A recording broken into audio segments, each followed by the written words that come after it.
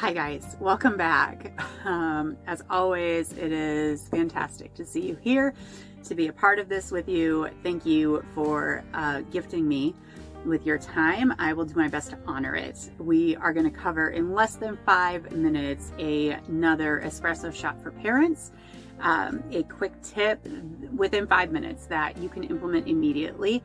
This one is part 2 of healthy conflict and how to have it. So stick with me and let's make some progress.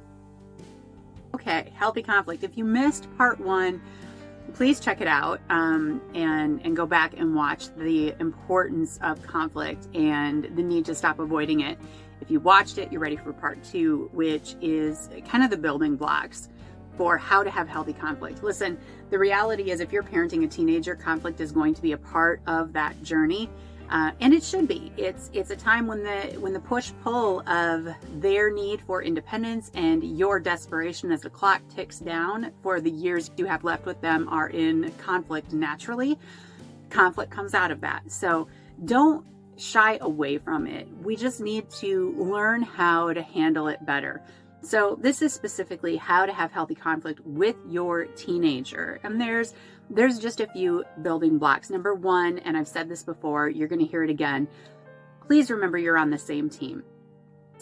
Remind your teenager that you're on the same team. At the end of the day, you are fighting together towards something. So you're not facing off against each other. And that's key. It colors everything. It shades everything. It provides the tone for the entire interaction. So if they can't wrap their heads around that because they're mad at you right now, you keep that at the front of your mind. We are on the same team, and my goal is your goal. At the end of this conflict, at the end of my parenting hands-on time with you, I want the best thing for you, and you want the best thing for you. So number 1, we're on the same team. Please keep that at the front of your mind. Number 2, your goal as a parent is not to win. Your goal as a parent is never to defeat or break your teenager. You are not looking for a specific response from them as a key that you won. That's huge. There's no winning in conflict inside a healthy relationship. There is only resolution.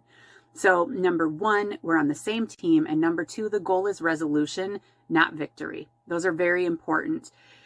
Number 3, you are both or all involved allowed to feel however you feel. The goal of conflict resolution is not to manipulate somebody else's emotions. It is not to elicit a feeling of guilt in your teenager, a feeling of sadness, of defeat, or happiness for that matter. Feelings are not something that we should be attempting to manipulate. Your teenager is allowed to feel however they're going to feel because that's not the goal of healthy conflict. It's not to change how someone feels. So keep that in mind as well. Number 4, and this is important, we don't leave this moment until we have a resolution or we agree to revisit this and we set a date and time to do that. So it's really important that before you even launch into a difficult discussion, or if you feel the moment getting heated, that you just hit the pause button and say out loud, hey, can we agree that as we work through this, we're going to stick it out until we come to a resolution. And let's say time is limited. We only have an hour together. And then they've got to run off to soccer practice or theater or whatever it is, that if we can't come to a resolution in about 40 minutes, we push pause and we come back Saturday when we both have some free time. So those are some quick tips. Keep in mind you're on the same team, right? You are working towards the same goal. You are allowed to feel however you're going to feel because manipulating his emotions is not the purpose of a conflict. And we don't give up until we have a resolution or we schedule a time to have a resolution. There's going to be a lot more to this series about the words we choose to use, how we listen, what we say, and how we say it when we're silent. But for now, I want you to have those building blocks to take them, use them. Man, if nothing else, at your next conflict, start by reminding yourself you're on the same team. It will make a huge difference. Conflict isn't bad. Healthy conflict is good. We just have to practice and get better at it.